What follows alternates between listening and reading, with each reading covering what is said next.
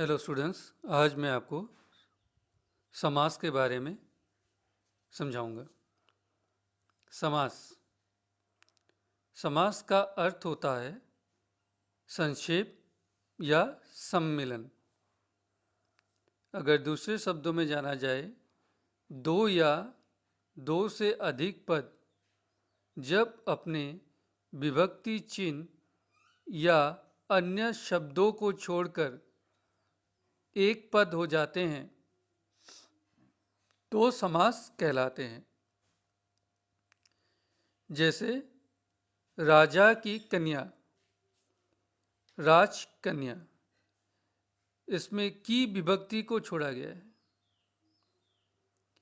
भाई और बहन, भाई बहन, इसमें किस शब्द को छोड़ा गया है? और शब्द को छोड़ा गया है।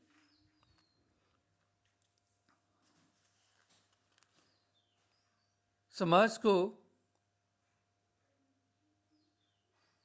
अर्थ है संक्षेप या संक्षिप्त। समास दो शब्दों में होता है। समास में पूरे शब्द से संबंध की प्रधानता है। समास तोड़ने को विग्रह कहते हैं। समास केवल सार्थक शब्दों में ही होता है। समास में दो शब्दों के मध्य का समास चिन्ह, थोड़ा सा डैश, लुप्त हो जाता है। समास में विकार आवश्यक नहीं है। समास में समस्त पदों के बीच सामासिक रेखा का भी प्रयोग प्रचलित है।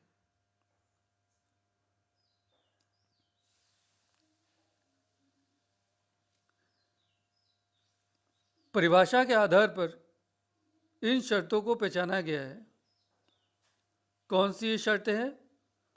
समास में दो या दो से अधिक पदों का संयोग होता है। दूसरा, समास के पद अपनी विभक्तियों से मुक्त हो जाते हैं। जैसे हिम का आलय, हिमालय का विभक्ति को छोड़ा गया है। समास के लिए पदों का परस्पराकांक्षी होना अनिवार्य है, क्योंकि निराकांक्ष पदों का समास संभव नहीं है।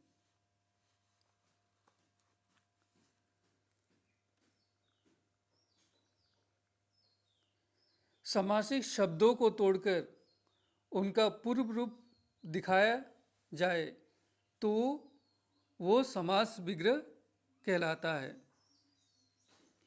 समस्त क्या है? समस्त और समास विग्रह। समस्त समास विधि से बने हुए शब्दों को समस्त पद कहते हैं। समास विग्रह समस्त पदों के शब्दों और विभक्तियों को अलग करना समास विग्रह कहलाता है। जैसे हिमालय का विग्रह होगा हिम का आलय। वैसे तो समास अपने पूर्ण शाब्दिक अर्थ में संस्कृत में ही प्रचलित है।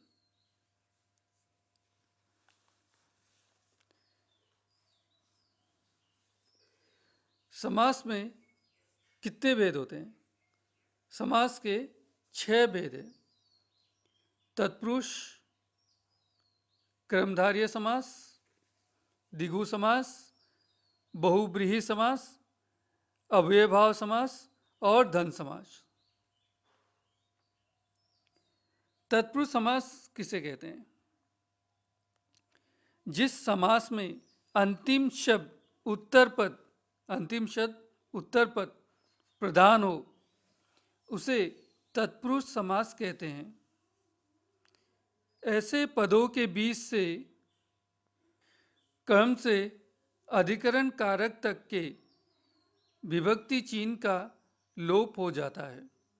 जैसे कर्म तत्पुरुष में देखो, कर्म तत्पुरुष अब क्या है, ऐसे समासिक पदों के बीच से को चिन्ह का लोप हो जाता है कर्म तत्पुरुष समास में। सिर तोड़, सिर को तोड़ने वाला। पाकेट मार, पाकेट को मारने वाला। और इस समास में ध्यान देने की बात है, प्रथम पद की जो विभक्ति होती है उसी विभक्ति के नाम से समास को पुकारने की परंपरा है। अतः उपयुक्त समासिक शब्दों में समस्त पदों में द्वितीय तत्पुरुष कहा जाएगा। अब है आपका करण तत्पुरुष। ऐसे समासिक पदों के बीच से चिन्ह का लोप हो जाता है।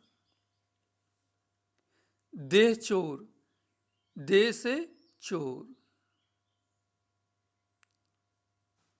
अब देखो संप्रदान तत्पुरुष।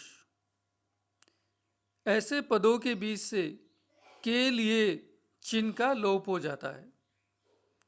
जैसे देवालय, देव के लिए आलय। किताब घर, किताब के लिए घर। अब आते हैं हम अपादान तत्पुरुष। ऐसे समासिक पदों के बीच से चिन्ह का लोप हो जाता है। जैसे नेत्रहीन, नेत्र से हीन। अब हम संबंध तत्पुरुष। ऐसे समासिक पदों के बीच से का, की चिन्ह का लोप हो जाता है। जैसे राजकन्या, राजा की कन्या। श्रमदान, श्रम का दान। अब आपका अधिकरण तत्पुरुष। इसमें किस चिन्ह का लोप हो जाता है, में चिन्ह का लोप हो जाता है।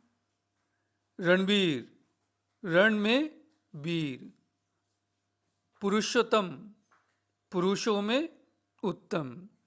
तो हमारे तत्पुरुष के अनुसार क्या क्या था, कर्म, करण, संप्रदान, अपादान, संबंध और अधिकरण। अब हम दूसरे समास भेद में आते हैं, वो है आपका कर्मधारय समास।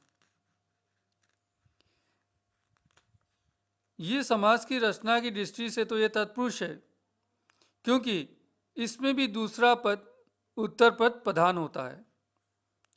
लेकिन दूसरी बात, इसमें प्रथम पद विशेषण और दूसरा पद विशेषय या उपमावाचक होता है। जैसे विशेषणवाचक के अनुसार हम संज्ञा की विशेषता को बताएंगे। जैसे नीलकमल, नीला है जो कमल।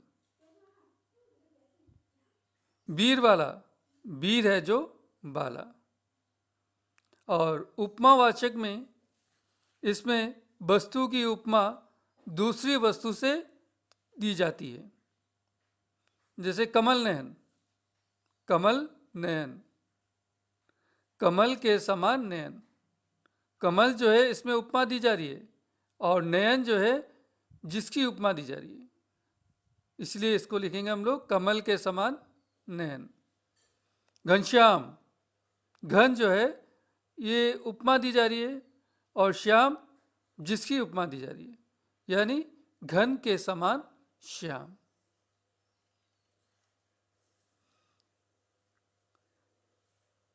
अब हम दूसरे में आते हैं द्विगु समास।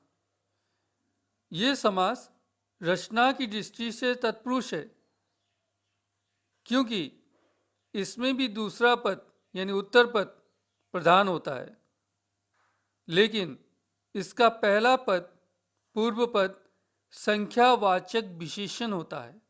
ध्यान देना आप लोग, संख्यावाचक विशेषण होता है द्विगु समास में। जैसे चौराहा, चार, जबकि ये संख्यावाचक विशेषण है, यानी चार राहों का समाहार। नवग्रह, नौ, संख्यावाचक विशेषण है, इसलिए 9 ग्रहों का समाहार। ठीक है। अभी आप बहुब्रीहि समास में हो। इसमें बहुब्रीहि समाज में कोई भी पद प्रधान नहीं होता है, इसलिए समस्त पद यानी समासिक शब्द से किसी अन्य शब्द का बोध होता है। जैसे वीणा पानी, वीणा पानी, पानी का मतलब हाथ, वीणा है पानी में जिसके। अन्य शब्द वीणा है पानी में जिसके, यानी सरस्वती को कहते हैं। त्रिलोचन, लोचन का मतलब होता है नेत्र। तीन, तीन है लोचन जिसके, किसको बताएंगे? तीन है लोचन जिसके, तीन आंख, शिव। यानी इससे स्पष्ट होता है कि समास विग्रह करने से दोनों पदों के अर्थ को छोड़कर एक तीसरा अर्थ ही हमारे सामने आता है, यानी तीसरा अर्थ हमारे सामने निकल के आता है। आगे बढ़ते हैं। अव्ययीभाव समास।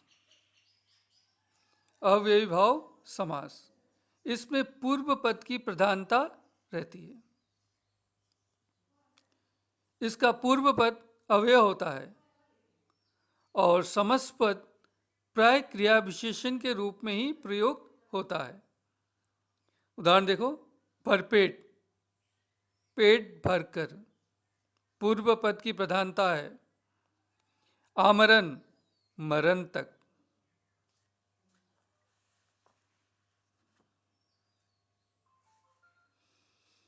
नेक्स्ट, द्वंद्व समास। इसमें दोनों पद प्रधान होते हैं। दो शब्दों के बीच और, अथवा, तथा, एवं या योजक शब्दों के लोप होने से जुड़ने वाले समस्त पद में द्वंद्व समास होता है।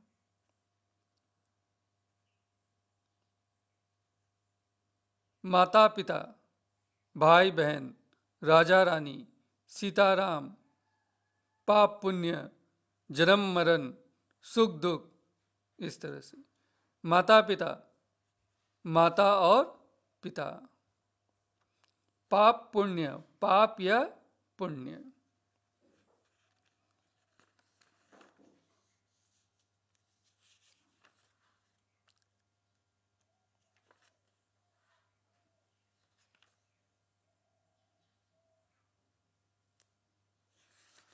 ये हमारा द्वंद्व समास का ही भाग है, जिसमें दोनों पद की प्रधानता होती है। ठीक है, आज के लिए इतना ही। धन्यवाद।